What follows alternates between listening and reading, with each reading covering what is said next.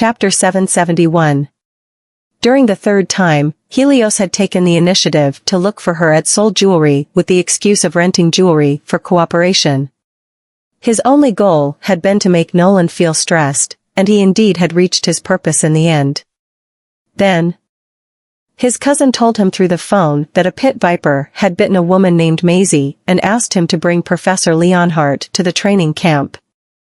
When he arrived at the training camp, he knew for certain that Nolan was serious about the relationship between him and Maisie after seeing how worried he was. However, when Nolan was infected with the virus, he refused to tell anyone about his infection and insisted on getting a divorce from Maisie. Helios knew that Nolan just did not want Maisie to become heartbroken. He still loved her from the bottom of her heart.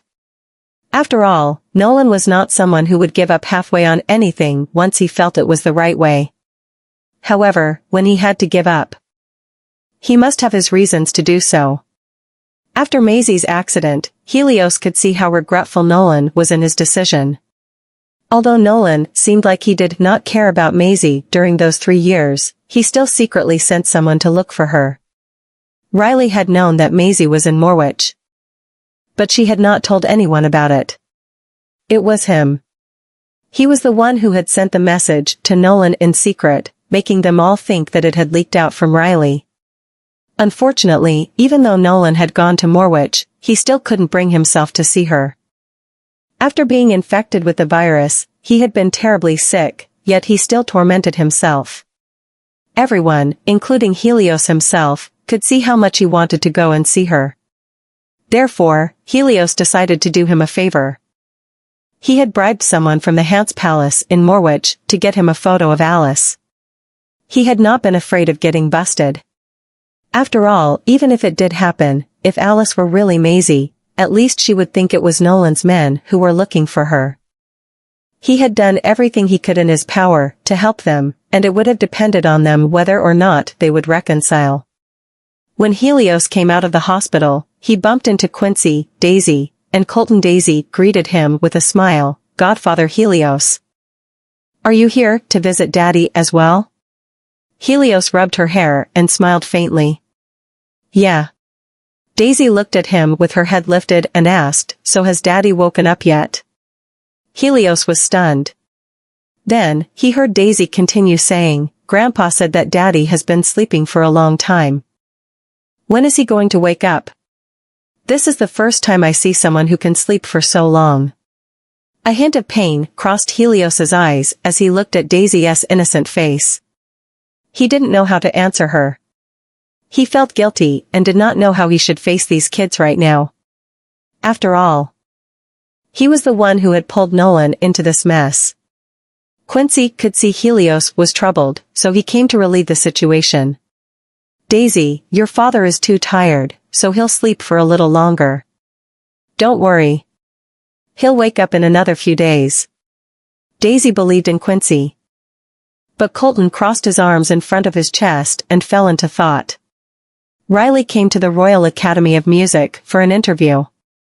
She brought Maisie as well, since she was nervous. Maisie did not reject her and came with her. Even though Riley felt it was bad for her to do this, she did not want Maisie to be overwhelmed by the sadness in the hospital or in the company. Therefore, she figured that she should divert her attention. "Z, why don't you go up with me?" "I'm scared," Riley said after she stopped in front of the interview building. Honestly speaking, she was really nervous and scared. Maisie laughed helplessly and said, "Even if I go up with you, you have to go into the interview by yourself." Riley pouted and said, "That's different. I feel more secure when you're staying outside." Maisie went into the building with Riley. Several people were waiting outside of the interview room. Chapter 772. None of them were wearing professional attire. They were all dressed up properly and looked sharp. Riley had put on her light green custom-made dress. The flower pattern on the side of her dress was lifelike, and there was a string of pearls embedded in the lace of the collar. Her shoulder-length hair was tied into a flower braid to reveal her face. She had only put on light makeup, giving her an elegant, classy, and graceful vibe. The people waiting outside turned their heads and looked at Riley, causing her to feel uncomfortable. She lowered her head and mumbled, "Do I look weird, Z?" Maisie patted her shoulder and replied, "Be more confident in yourself." "All right?" Riley took her number and went to the side to wait for her turn. As more and more people went in for the interview, she became even more restless. When Maisie saw her clenched fists on her lap, she thought of something and looked outside through the window. "Riley, I remember you used to tell me that when you were performing on stage, you would treat the people below the stage like they were turnips and wouldn't feel nervous. I used your method when I was interviewing in Luxella Incorporated." Riley was stunned.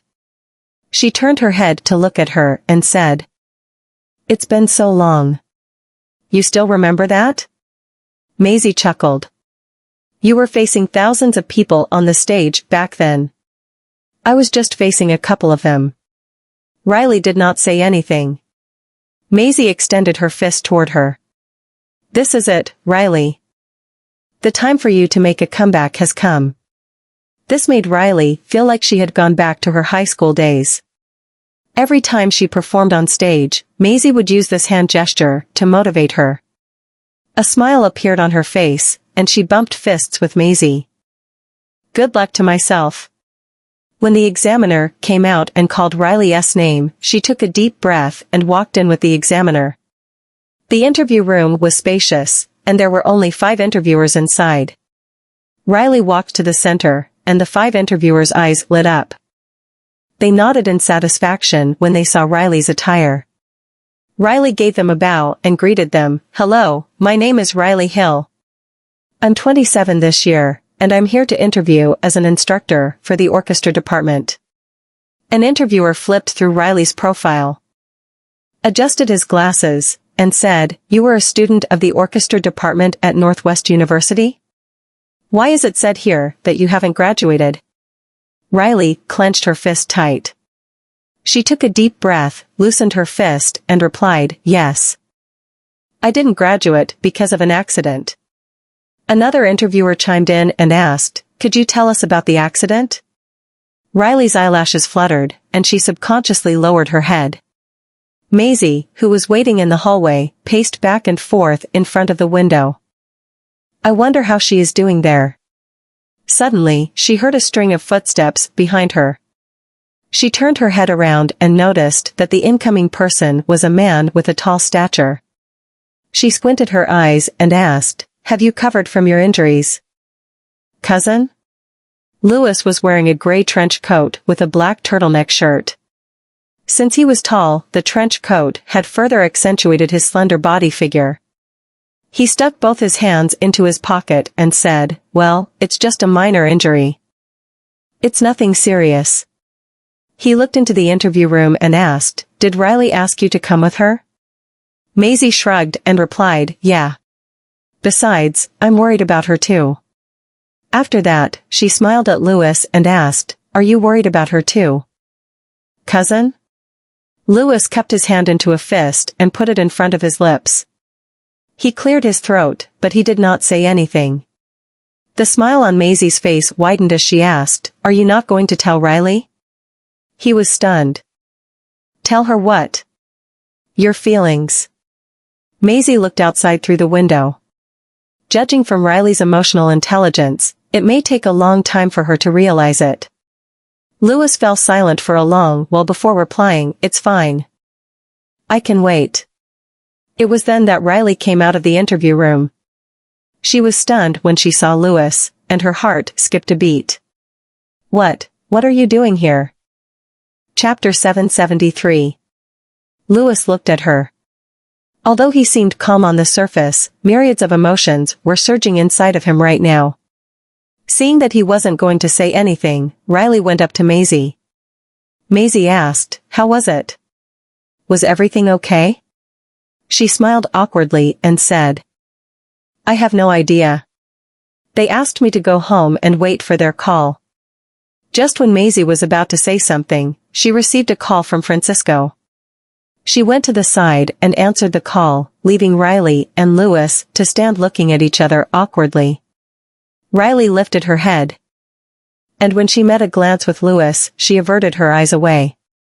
"Why do you keep looking at me like that? It's so embarrassing." Louis crossed his arms in front of his chest and studied her from her head to her toe. "Well, it doesn't look that bad when you dress like this once in a while." The tense atmosphere between them disappeared as soon as the words came out of his lips. Riley did not feel nervous anymore, and she said, "What do you mean by that? Do I look really that bad when I'm not dressed up like this?" He looked at her intently and replied, "Well, not really." Riley stood akimbo, and when she was about to say something, Maisie returned and said, "I have something urgent I need to attend to now. Louis, please help me to send Riley home." Louis nodded. Riley was stunned. She looked at Maisie's leaving figure. "Z, how could you abandon me like this?" Riley exited the interview building. She knew that Louis was following her behind. But she was not going to wait for him. Suddenly, a snicker wafted into her ears from the back. "It truly surprises me that you can walk that fast with those short legs of yours." Riley came to a sudden stop in her tracks. She turned around and wanted to say something in return when a slender figure came really close to her, and a trench coat was wrapped around her. The trench coat still had his body temperature, and there was a faint lavender scent. Riley presumed it was the washing detergent. Riley was stunned for a few seconds before she said blankly, "I'm not cold." Louis was rendered speechless. "Professor Lucas." Louis heard his name and raised his head. A few students from his class were walking toward him. Riley stood in front of Louis as stiff as a ramrod. And she did not dare to turn her head around. He nodded at the group of students, and when they saw Riley, who was wearing his trench coat, they asked, "Professor Lucas, is she your girlfriend?" However, that was not the thing that surprised them the most. What surprised them the most was that Louis had a girlfriend. Louis lowered his head to look at Riley and said expressionlessly, "She's my fiancée." Riley was biting her nail, and she was taken aback when she heard what Louis had said. The group of students then began to call her Mrs. Lucas. She felt a little bit embarrassed. Just as she was about to say something, Louis pressed her head against his chest, looking as if he was holding her, and said, "Stop it. Mrs. Lucas is shy." The group of students noticed that the tips of Riley's ears had turned red, and they burst into a fit of laughter. "Mrs. Lucas is so shy." Louis touched her reddened ear with his fingers and chuckled. "Yeah. After all, this is the first time she comes out with me." Riley did not know what to say. Samantha had prepared a scrumptious meal and asked Francisco to invite Maisie to their house for a meal. Samantha's warm hospitality made Maisie a little bit uncomfortable. She said, "It's okay, Mrs. Green. I'll do it myself. Don't worry. Just sit down and make yourself home," Samantha said as she put a bowl of soup in front of Maisie. Francisco lifted his head and said, "Mom, I want soup too. Why didn't you bring me one bowl?" Samantha ignored him. "Go get it yourself." Francisco had no other choice but to go into the kitchen and get the soup himself. Maisie looked around the house. The house looked spick and span. Although it was not as luxurious as the villa, it was cozy. "Mrs. Green, are you staying here alone?" Samantha nodded. "Yeah. It's quieter here." Chapter 774. Francisco chimed in, "Mom, how about I hire a maid for you? I can't come here often, and I don't feel comfortable with you staying alone here." Samantha looked at him and replied, "I don't like being served, and it's easier for me to do it myself." Maisie lowered her head. Samantha used to be a member of the Bouchers. Even though she had been living in a big villa and had a lot of maids at her beck and call, she was able to get used to her new life after relinquishing it. However, some of the women who had gotten used to a privileged life could not accept the difference as openly as Samantha. "I'm sorry about that day. I just wanted to treat you guys to a meal, but I didn't expect I would ruin it in the end." Maisie looked at he and said, "Please don't say that. Mrs. Green. Both Uncle Kennedy and I know that it wasn't your fault. Samantha lowered her head when Maisie brought Kennedy up. She said, no. It was my fault. If Francisco and Helios hadn't arrived at the right time, the situation would have gotten really bad. Francisco put the utensils down and said, don't worry, Mom. I promise you, I won't let Dad disturb you again. Samantha smiled silently. After they finished, Samantha came to the balcony to answer a call. Maisie collected all the dishes from the table and brought them into the kitchen. Francisco followed her into the kitchen and stood next to her. With a grin on his face, he said, Little goddess, are all married women as gentle and virtuous as you? Maisie glanced at him and replied, Do I look gentle and virtuous to you? Well, he paused for a moment before continuing. If I had met you earlier, you might have been my wife now. Maisie sprinkled the water on his face. What are you thinking? Francisco giggled and then asked earnestly, When will you pay me back the 2 meals you owe me? She thought for a while and replied, It depends on my mood. Francisco pressed on. Will there be girls? Maisie was taken aback. She turned her head around to look at him and chuckled. Mr. Boucher. Do you still need me to introduce girls to you? Francisco scratched the tip of his nose and replied, Well, there's a chance that the girls you know are more reliable, so do you have any other sisters? Maisie was stunned. Sisters, huh? She suddenly thought of Willow and Linda. But both of them are gone now. After they came out of Samantha's apartment, Francisco sent Maisie downstairs. Maisie stopped and turned around. All right, you can go back now. My car is just parked outside. Sticking his hands into his pocket, Francisco replied, Okay. Be careful on your way home. Maisie got into the car, and Francisco watched as she drove away. The woman who was hiding behind a tree not far away pressed the brim of her hat down. She seemed surprised when she saw the scene. Isn't that woman Mr. Goldman's wife? What is she doing with Mr. Boucher? When she saw Francisco return to the apartment, her face sank a little. There's no way M.T. Boucher would stay in a cheap apartment like this one. Could it be that? Maisie came to the hospital in her car. There was a glass bottle filled with paper stars on the table beside the bed. She looked at the bottle and chuckled. It seemed to her that Daisy had folded the paper stars. Nolan still remained unconscious, and he did not show any sign of waking up. Maisie looked at him from the side of the bed, and her heart was filled with sadness. The sky outside the window was getting darker. The neon light in the distance was bright.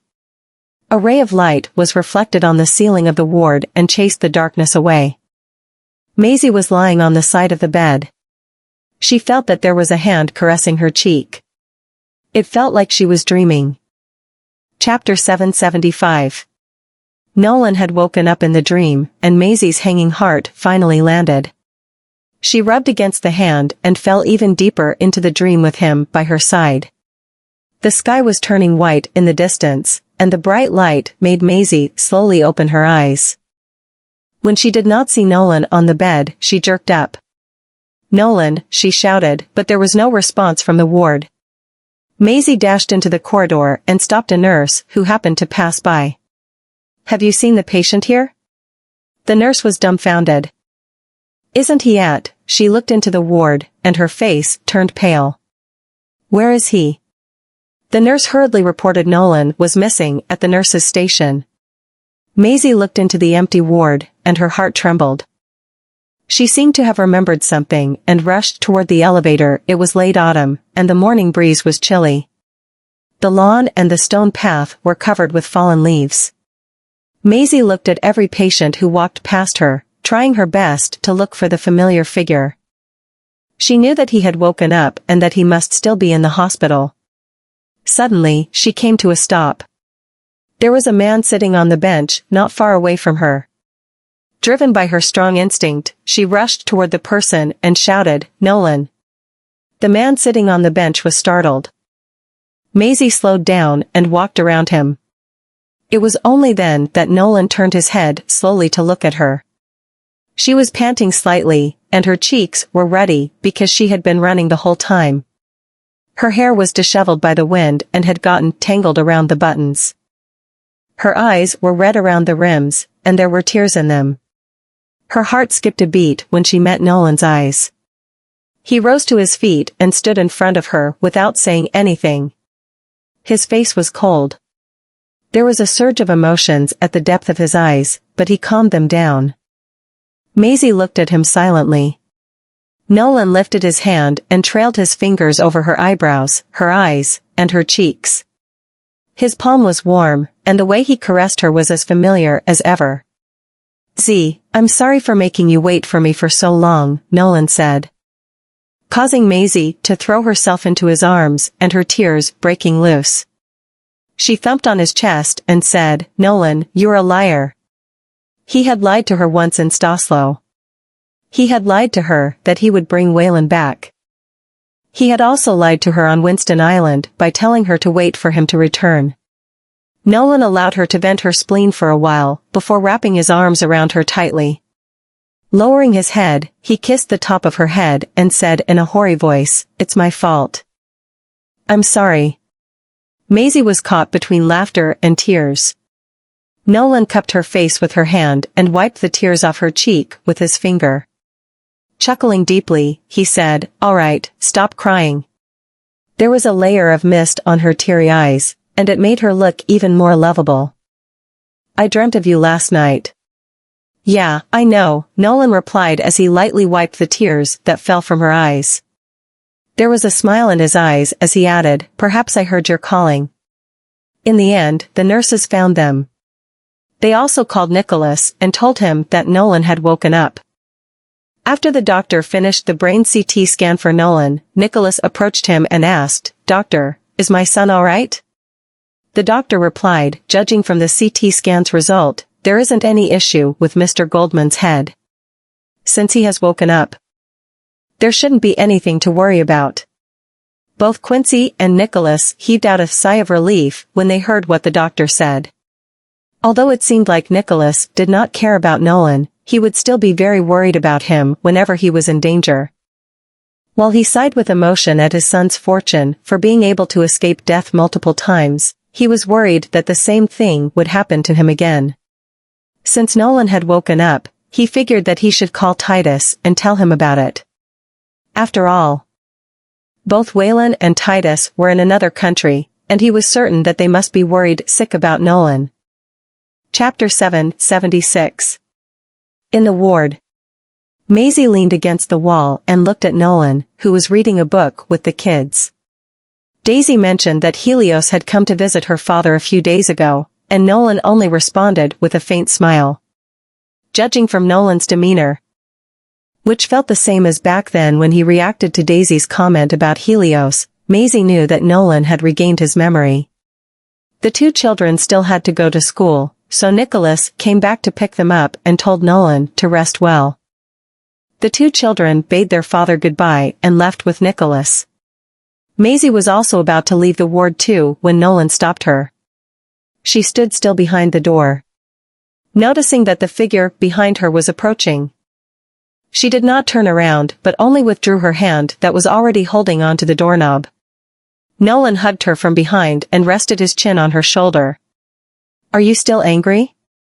Maisie did not say anything. He then pecked her ear with his warm lips. I won't lie to you again. Nolan turned her around, made her face him, and rubbed her neck with his rough palm. I won't make you worry about me anymore in the future. Maisie looked up at him. Do all these promises of yours count? He glanced down at her. Yes. Maisie turned her face away. Then I'll trust you for once. You should have a good rest now. Nolan chuckled. Aren't you going to stay back and accompany me? She sounded exasperated. You can get off your bed and even walk around now, so why should I stay back to accompany you? I won't do so. A glimmer of amusement flashed across his eyes as he said in a low voice, My wife sounds so coquettish when she's throwing a tantrum. Maisie was stunned for a split second. After spending such a long time with Nolan, who had lost his memory, even she had become a childish person. When she returned to her senses, her feet had already left the ground and were dangling in midair. She had been picked up horizontally. Nolan placed her on the bed, lay beside her immediately, and hugged her. I remember everything. Maisie was trapped in his arms, and his breath and body temperature enveloped her fully. She closed her eyelids and pursed her lips. What do you remember? Everything before and after my memory loss, he responded. Maisie was stunned for a long time. Then smiled all of a sudden. Do you remember all the stupid things that you did? Nolan kissed her forehead and stroked the black hair behind her head. Yeah, I remember everything. Maisie did not speak. The two only hugged each other on the bed, feeling delighted to reunite with each other after the brief coma, and did nothing else. Nolan returned to the Black Gold Group. Because of the change in his presence and attitude, the employees were amazed that the former Mr. Goldman seemed to have returned. Nolan saw Helios sitting on the couch, waiting for him when he stepped into his office, and the two exchanged gazes. Quincy stopped outside the door and closed it. Nolan walked up to the couch, sat down, and leaned back against the back of the couch. Helios looked at him and initiated the conversation. Have you regained your memories? Nolan crossed his legs. Daisy told me that you came to the hospital to visit. Helios lowered his gaze and smiled. I'd become a sinner if you were to die. Nolan clasped his hands, placed them on his knees, and said lightly, I'm a stone. I won't die that easily. Since you've regained your memories and are doing fine, Helios stood up slowly. I should go back now. Helios walked to the door, and that was when Nolan's deep voice came from behind. Eastwood Enterprise has invested in an overseas investment project recently. You can try that out. Helios was taken aback and turned to look at him. Are you trying to help me? Nolan picked up the empty cup on the table. As for whether you want to go for it, that's up to you. Helios chuckled, opened the door, and walked out of the office. Nolan slid his fingertips across the mouth of the cup, and the corner of his lips twitched as he gave off a silent smirk. Maisie drove back to the Blue Bay Villa. Everything had never been so clear after the 3-year gap. Chapter 777. Maisie got out of the car, stood in the yard, and realized that weeds had been growing all over the flower beds in the courtyard. The door lock had fingerprint access set on it. She stepped into the living room after unlocking the door with her fingerprint. All the furniture was covered with a dust-proof cloth, and the walls and chandeliers all looked brand new. Nolan's phone call came through at this time and she picked it up. You seem very free, huh? Mr. Goldman? Where are you? Maisie opened the French window sash. Take a guess. Nolan smirked as he stepped into the courtyard. Do you really want me to guess? Maisie stood in the backyard, staring at the seascape in the distance. You're so smart. You should be able to guess it. He snorted. Maisie was astonished when she heard the physical footsteps that came through the call, and they were very clear. A silhouette overshadowed her head silently, and a slender, tall figure of a man was reflected in the window pane. The next second, a familiar Gucci cologne permeated her nostrils. It smelled gentle and faint. Will I win a prize if I guess it correctly? Maisie turned around instantly, and Nolan was standing right in front of her, speaking on the phone and glancing downward at her. She put the phone down and was stunned for 3 seconds. Are you following me? Nolan rested his fingertips on her chest. This is known as the consonants that we share. She stopped him and raised her eyebrows. I don't believe in your nonsense. She then turned around and walked away. Nolan squinted slightly and froze in place for a moment. After recovering from the trance, he walked into the house and watched as she removed all the dust-proof cloth. Someone wanted to buy this villa 3 years ago. Maisie's action paused for a split second. His lips moved slightly. I couldn't make up my mind to sell it. She chuckled. Why? Nolan stopped in front of her, looking indifferent yet gentle, and put on a solemn yet smiling expression. Because this villa contains the memories that we share. Maisie frowned slightly. Why does this sound a little wrong? Nolan leaned over and approached her as a fiery glow sparked in his deep amber pupils. The living room, the rooms upstairs, and the kitchen, we share quite a number of pleasant memories in these areas. I often stayed here for a long time when you were not here, thinking about them. Maisie quickly raised her hand to cover his mouth, preventing him from speaking, while her cheeks became extremely warm. You've just regained your memories. And all you think about are such filthy things. Nolan kissed her palm and had his eyes fixed on her. Weren't I thinking about the exact same things when I was amnesiac? Nolan grasped Maisie's withdrawn hand, took her into his arms, and kissed her temples. Did you lure me here because you plan to relive those moments with me? I didn't lure you here. Sure enough, I'm being led by the nose again as soon as this fella regained his memories.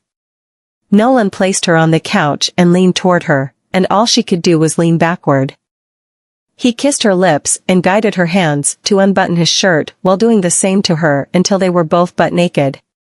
The blurry figures reflected in the windowpane rocked, and Maisie could not even speak throughout the whole process. Her consciousness was trapped in turmoil and was overwhelmed by his scorching lust. It felt like she had relived all those moments from 3 years ago in a trance. The people partying in Glitz Club were indulging themselves in revelry and debauchery. The lights flashing in the club were mainly blue. The dancers on the stage performed with everything they had. They twisted their hips and looked seductive and captivating. The guests under the stage drank and enjoyed themselves to the fullest. Katrina was in a private room, drinking with her guests and attending to their needs. She snuggled in the arms of a rich man and drank anything that was handed to her in wine glasses. With less than half of the liquor left in the glass, she wrapped her arms coquettishly around the man's arm and said, Mr. Zhivkov. I'm not very good with drinking. You'll have to take up the responsibility of taking care of me if I get drunk in your arms. Mr. Zhivkov liked her charm and delicacy very much. He was fascinated by her and placed his arms around her waist. I'll be more than happy to take care of you if you can get drunk in my arms. Chapter 778. Katrina laughed along with him. After leaving Eugene, her life had undergone earth-shattering changes, and the difference between the two lifestyles was so great that she found it extremely difficult to accept it. She was unwilling to go back to living the life she had before meeting Eugene. And because she could not appear in front of Eugene and had to hide from the public, the Glitz Club was the only place that would take her in. She knew that Eugene's wife had divorced him. But she did not expect his ex-wife to be living in the same condominium as her. Could it be that Eugene didn't lose half his assets and properties during the divorce procedures, and the woman agreed to leave him without getting anything from him? Damn it. If the scandal between Eugene and me hadn't been exposed, and Eugene still didn't know about the secrets that I had on my cell phone, why would I need to stay here and throw myself at these old and filthy men for a living? Those videos ended all possibilities for me, as I've completely offended Eugene because of them. But how did that bitch Yelena know about the photos that I kept on my phone? No one else had had access to my phone apart from myself. Katrina came up with an excuse to go to the restroom and left the private room. She then came to the end of the corridor and made a phone call. She asked immediately after the call got through, "It's been so long. Haven't you found out where that bitch is now?" Yelena was not living in the Chase's manor. Katrina had even called and asked her father, who was obviously heartless enough to block her number. She really had no choice but to spend the money she earned through those old men to bribe some people into helping her run some errands. I'll never give up before I find out where Yelena is. But is she deliberately hiding from me? Keep dreaming. Even if I no longer have the videos, I can still ruin that bitch's reputation. This is what the Chases owe me. So none of them shall escape my wrath unscathed. The other party said something to Katrina, and her expression turned gloomy in an instant. She gnashed her teeth, and her eyes looked fierce. Okay. I'll pay you more money, but you only have a few more days. She hung up the call. At the same time, a woman's voice came from the darker end of the corridor. Ms. Zalinsky, you actually work here? What a coincidence. Katrina turned her head and saw a young woman walking out of the shadows. The woman sashayed into the light slowly as her facial features gradually became clearer and clearer. When the woman walked up to her, Katrina took a good look at her from head to toe and sneered. And here I was, wondering who this was seconds ago. It turns out to be Ms. Hannigan. Maisie's reputation in Basburg had been dragged through the mud. Anyone who paid slight attention to the news would at least know several events that had made her infamous. Maisie did not expect to meet Katrina at the Glitz Club. Almost no one in Basburg had known that Katrina was Eugene's mistress before they got exposed. She had risen to fame only after the scandal was exposed. Is the Alina that Ms. Zalinsky mentioned in the phone call the daughter of the Chases? Katrina frowned and was wary. Do you know her? Maisie pinched her chin and contemplated. So it is true that the daughter of the Chases has changed her name. It seems that the rumors are true. Katrina did not plan to talk to her, so she turned around and was about to leave. However, Maisie stopped her. It's actually not that difficult if you want to locate Barbara Chase. Katrina was stunned. Maisie walked around her and stopped in front of her. As far as I know, Barbara has recently made 2 new friends in Basburg. New friends? Katrina looked at her and scoffed disdainfully. Just what kind of friends can she make here? Maisie gave off a pregnant smirk. It's, of course, Riley, the daughter of the Hills, and the one and only Mrs. Goldman, Maisie Vanderbilt. Katrina froze in place. Mrs. Goldman. She suddenly remembered the scene that she had seen the other day. Eugene's son, Francisco, was with Maisie that day. And judging from Francisco's attitude, he and Maisie are obviously acquaintances. But what I didn't expect is that she's actually a friend of that bitch. Chapter 779. Wait a minute. If that's so. Back then, she brought my appointment forward when I had an appointment with Soul Jewelry. She must have already known who was back then. In a trance, Katrina thought of the delivery that had come to her door. Maisie's assistant left halfway to go to the bathroom, which makes the whole thing seem way strange. Now that she thought about it, she finally understood that they had always been on the same side. At the Blue Bay Villa, Nolan was about to depart for the company. He stopped at the entrance, buttoning his cuff with one hand while asking Maisie to tie his tie for him. Maisie muttered in dissatisfaction, "You deliberately tore my clothes again. Do you really want me to get to work naked?" Nolan wrapped his arms around her waist, looked down at the shirt that she had on, which belonged to him, and rubbed her ears. "You can wear mine, can't you?" "I'm serious. I have to go out today." Maisie evaded his body. Seeing that she was in a hurry, he put on a slightly earnest expression and a slight smile on the corners of his lips. "I'll ask Sadai to bring you some clothes.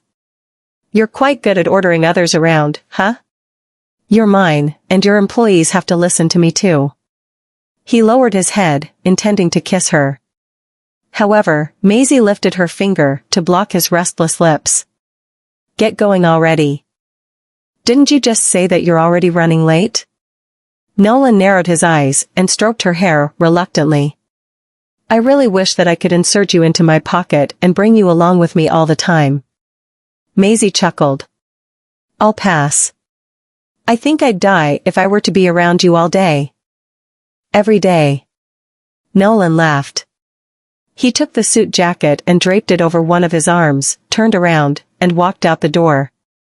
Sadai brought Maisie a few sets of clothes at noon. She then went out with Sadai after changing into her new clothes. She had promised Madame Nera to watch an opera play with her at the Golden Garden Theatre. It was not appropriate for her to stand Madame Nera up. The Green Garden Theatre was located on Hobblestone Street in the administrative district of Basburg. In particular, many elderlies of prestigious backgrounds and identities liked to go to the Green Garden Theatre to watch theatre performances. Both Richard and Madame Nera were regular guests of the theatre.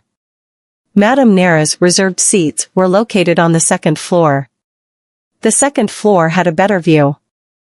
And not only could the spectators see the stage, but they could also see the unique interior structure of the entire Green Garden Theatre. Maisie did not know much about opera, but she still sat there quietly and listened to the performance. Madame Nera looked at her and asked, "Will it be too boring for you to accompany me here for an opera show?" Maisie smiled. "Why would it be boring? I think it's quite interesting." Madame Nera poured herself a cup of tea and sighed. Nowadays, very few youngsters like to listen to operas and plays. Maisie looked at the screen of her phone from time to time as she recorded the play and sent the entire recording to Riley. Save me.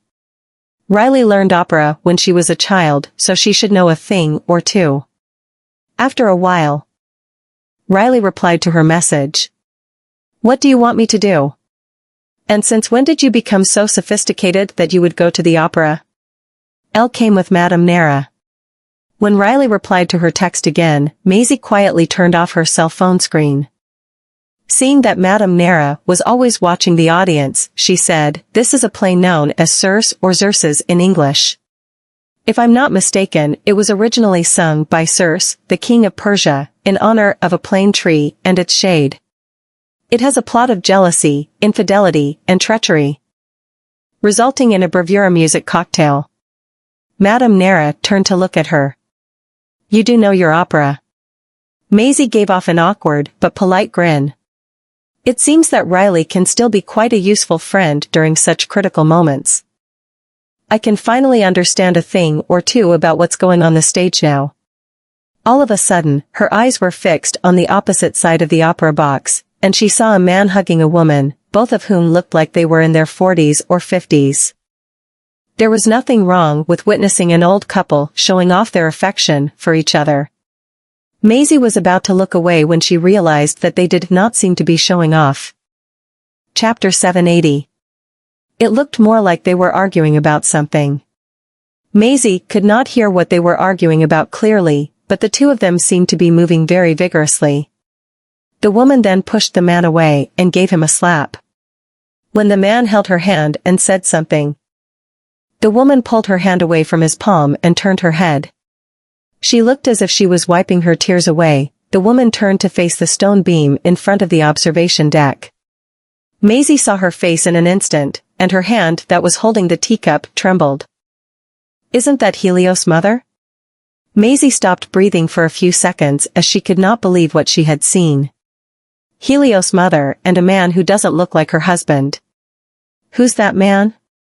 The two of them don't look like they're on a tryst, but the man just hugged her.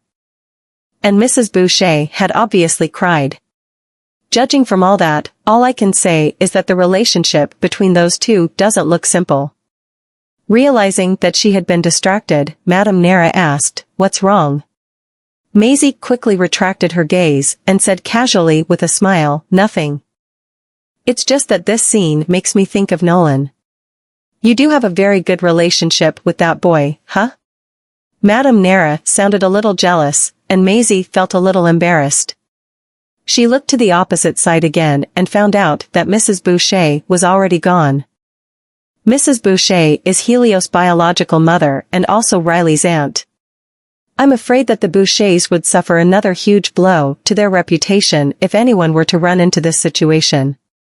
Of course, let's not rule out the fact that the man could also be Mrs. Boucher's relative. However, the hug that I just saw doesn't look like one that would happen between siblings or cousins. Maisie went to the restroom and met Mrs. Boucher face to face outside the restroom corridor. Mrs. Boucher seemed to have just touched up her makeup, and her eyes were bloodshot, which meant that she really had cried. Running into Maisie, Mrs. Boucher was flustered and seemed to start to think about where they had met before this. Maisie greeted her first out of courtesy, Mrs. Boucher. "You're the one." Mrs. Boucher could not recall her name at that instant. Maisie smiled and introduced herself. "My name is Maisie. I'm Riley's friend." Maisie Vanderbilt. Mrs. Boucher uttered her name in full, then thought of something, and her expression instantly dimmed. "So you're Nolan Goldman's wife." Mrs. Boucher's sudden indifference made Maisie feel a little embarrassed. "I don't think I've offended her before this. Moreover, I've only met her on 2 occasions.